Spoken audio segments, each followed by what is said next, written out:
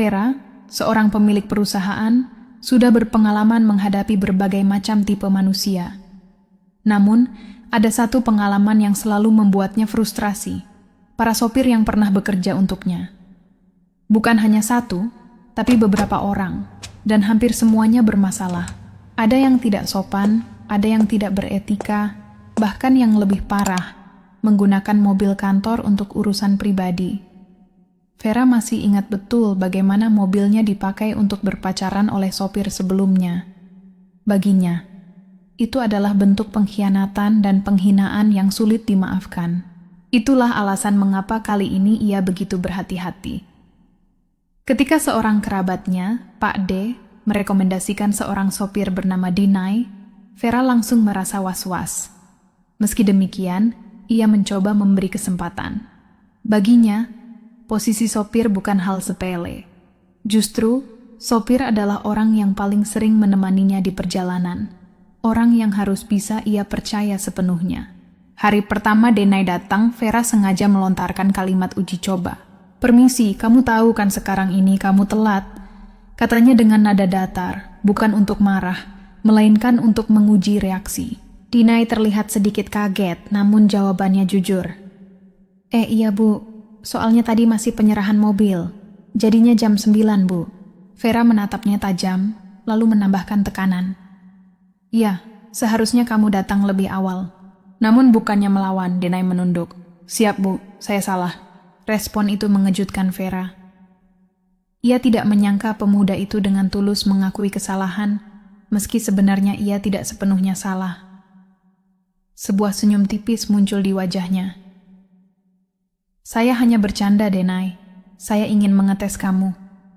Kalau saya marah, apakah kamu juga akan balik marah?" Ternyata tidak. Ternyata Dinai ikut tersenyum lega. "Saya sadar diri, Bu. Saya di sini cuma sopir. Tidak pantas kalau marah kepada pemimpinnya." Ucapan itu membuat Vera sedikit canggung. Ia tidak suka disebut ratu atau diagungkan. Baginya, ia hanyalah manusia biasa yang kebetulan memimpin sebuah perusahaan. "Jangan bilang begitu. Saya bukan ratu," jawabnya pelan. Obrolan kemudian mencair. Vera mulai menanyakan hal-hal sederhana tentang Dinai. Nama lengkapnya, alamat, hingga keluarganya. Saat itulah Dinai bercerita tentang masa lalunya yang pilu. Ia kehilangan kedua orang tuanya karena serangan jantung. Kini, hanya adiknya yang tersisa dalam keadaan sakit dan menjadi tanggung jawab penuh baginya. Dengan suara bergetar namun tegas, Dinai mengaku bekerja keras agar tidak mengecewakan siapapun. Vera mendengarkan dengan penuh perhatian. Dari matanya, ia bisa melihat tekad seorang pemuda yang memilih untuk tidak mengeluh, hanya berjuang demi keluarganya. "Saya tahu alamatmu dari Pak D. Katanya kamu anak baik," ucap Vera, mencoba menenangkan. Dinai mengangguk, lalu tersenyum kaku, hampir keceplosan menyebut Vera lebih muda dari yang ia bayangkan. Vera tertawa kecil, memecah kekakuan itu. Ia kemudian menceritakan pengalaman buruknya dengan sopir-sopir sebelumnya yang kerap menyalahgunakan kepercayaan. Dengan nada bercanda, Vera kembali menguji. "Atau jangan-jangan nanti kamu juga pakai mobil saya buat kencan dengan pacar?" Namun kali ini, jawaban Dinai justru membuatnya tertawa lepas. "Enggak bu, jangankan pacaran pakai mobil ibu, pacar saja saya tidak punya." Vera terkejut. "Masa? Semudah kamu tidak punya pacar?"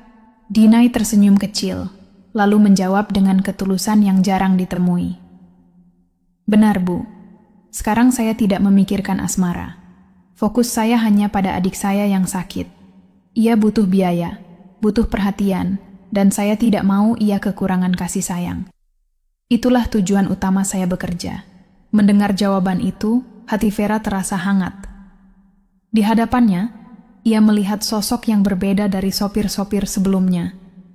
Seorang pemuda yang sederhana, jujur, penuh tekad, dan rela mengorbankan dirinya demi keluarga. Dinai, dengan segala ketulusannya, perlahan membuat hati Vera luluh. Ia bukan sekadar seorang sopir biasa. Di mata Vera, Dinai adalah seorang pejuang, seseorang yang rela berkorban demi keluarganya, berdedikasi, dan penuh tanggung jawab. Keputusan untuk menerimanya terasa semakin tepat. Namun, bagi Vera, kehidupan di kantor tidak hanya soal bisnis. Ada drama lain yang jauh lebih rumit. Intrik, ambisi, bahkan pengkhianatan. Semua itu menjadi bagian tak terpisahkan dari roda perusahaan yang ia pimpin. Suatu hari Jack, seorang karyawan senior yang sudah lama ia percayai, datang dengan wajah murung. Ada sesuatu yang jelas membebaninya. Duduk di kursi berhadapan dengan Vera, ia menarik napas panjang sebelum akhirnya bicara dengan suara bergetar. "Ibu, sebenarnya banyak sekali yang ingin saya laporkan. Selama ini banyak pekerjaan yang orang kira dikerjakan Devi, padahal saya yang mengerjakannya. Bahkan meeting kemarin dengan perusahaan lain, semua persiapan saya yang buat, tapi Devi yang mendapat penghargaan." Vera terkejut, meski dalam hati ia tak heran. Devi memang terkenal pandai berbicara dan lihai mencari muka. Tapi ia tidak pernah menyangka kalau Devi berani sejauh itu, mengklaim ide dan kerja keras orang lain. "Jadi maksud kamu, Devi mengambil semua hasil pekerjaanmu?" tanya Vera tegas. Jack mengangguk, tampak ragu. "Iya, Bu. Tapi terus terang saya takut bicara. Ibu juga tahu bagaimana sifat Devi." Vera bisa merasakan betapa berat beban itu bagi Jack. Ia memang karyawan yang brilian, tapi kelemahannya adalah kurang tegas menghadapi orang lain. Dengan suara lembut namun tegas, Vera menegaskan bahwa ia percaya pada Jack, sekaligus mengingatkan agar ia lebih disiplin dan berani ke depannya. Mata Jack berkaca-kaca. Ada rasa lega yang tak bisa ia sembunyikan. Ia merasa akhirnya ada seseorang yang benar-benar mendengar. Tak lama kemudian, pembicaraan bergeser. Vera memberi arahan baru. "Besok akan ada karyawan magang. Saya harap kamu bisa membimbingnya, Jack. Ajarkan kedisiplinan dan cara kerja yang benar." "Siap, Bu," jawab Jack penuh tanggung jawab. Namun, suasana mendadak berubah ketika Devi masuk ke ruangan. Ia membawa beberapa berkas untuk ditandatangani. Begitu Devi hadir, Jack langsung terdiam. Ketegangan tipis terasa di udara, meski Vera berusaha mencairkan suasana. "Kalau soal tanda tangan, Devi, tinggal taruh saja di meja saya. Nanti saya cek," ujar Vera santai. Ia mencoba memancing Devi berbicara, tapi wanita itu tetap dingin. Maka, Vera sengaja mendorong agar Jack dan Devi bekerja sama. "Saya ingin kalian berkolaborasi. Devi, tolong lebih teliti dalam tugasmu. Jack, saya harap kamu bisa mendukung agar hasilnya maksimal." Keduanya menjawab dengan datar. Namun Vera tahu, di balik sikap itu, api persaingan tetap menyala. Ia hanya bisa berharap keputusan itu akan membawa hasil, meski hatinya penuh keraguan. Hari itu, drama belum berakhir. Dari balik jendela kantornya, Vera mendengar keributan kecil di halaman. Matanya menangkap pemandangan yang membuatnya menghela napas panjang. Ari, petugas kebersihan, tampak sedang mengepel dengan wajah lelah. Di depannya berdiri Devi, tangan di pinggang, wajah penuh amarah. "Apa-apaan kamu? Katanya sudah ngepel belakang, tapi masih kotor semua. Jangan bohong, lama-lama wajah kamu yang saya pel," bentak Devi dengan nada kasar. Vera terdiam, menyaksikan dari kejauhan. Ia tahu persis apa yang sedang terjadi. Arogansi Devi kembali muncul. Kali ini ditujukan kepada orang kecil yang tak bisa melawan. Rasa prihatin menyelimuti hatinya, tapi ia memilih menahan diri. Ia ingin melihat sejauh mana drama ini akan berkembang, sebelum akhirnya ia memutuskan langkah apa yang harus diambil. Di saat itu, Vera semakin sadar, kantor yang ia pimpin bukanlah tempat yang ideal.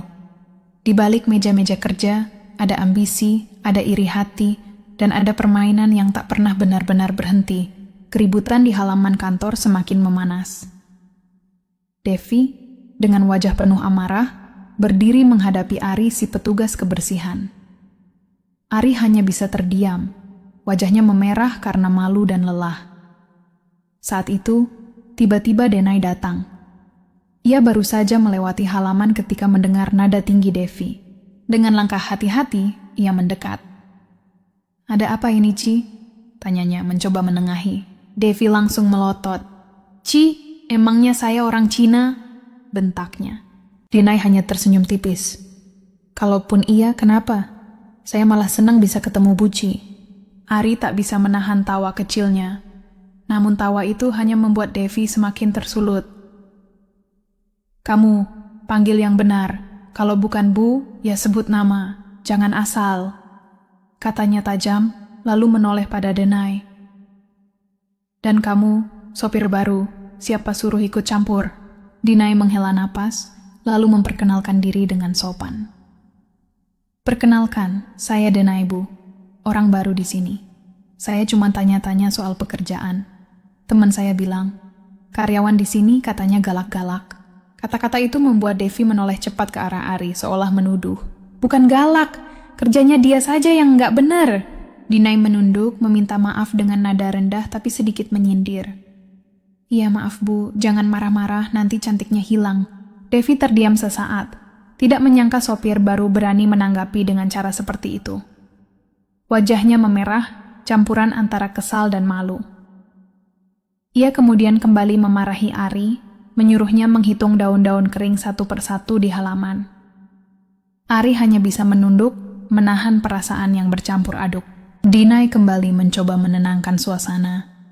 Kasihan Ri, kerjamu berat ya. Saya turut mendukung. Sudah, cepat kerja yang benar. Kalimat sederhana itu membuat Devi makin tersinggung. Kalian ini kerja atau ngobrol? Kalau ngobrol terus, kapan selesainya? Dinai tetap tenang. Orang marah-marah itu auranya hilang, Bu.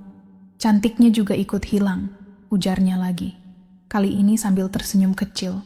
Devi hampir tak bisa menahan dirinya. Dengan nada mengancam ia berkata, kalian berdua mau saya laporkan ke Bu Bos? Saya kan orang lama di sini. Apapun kata saya pasti dipercaya. Dinai menatapnya sebentar, lalu menjawab datar. Ya sudah Bu, kalau begitu saya permisi dulu. Hei sopir baru, belagu sekali. Mau kemana kamu? Bentak Devi. Saya mau ambil lap Bu, mau nyuci piring sekalian. Jawab Denai sambil berusaha mencairkan suasana dengan candaan. Devi menyeringai licik. Besok kamu antar saya ke rumah teman. Bisa kan? Atau jangan-jangan kamu tidak mau nurut sama saya? Tugas saya mengantar Bu Bos. Kalau ke Iran pun saya antar. Tapi pakai delman saja ya Bu. Balas Denai, membuat Ari nyaris tertawa. Devi hanya menyeringai lalu mengusirnya. Sudah sana, cuci mobil yang bersih. Dinai pun pergi.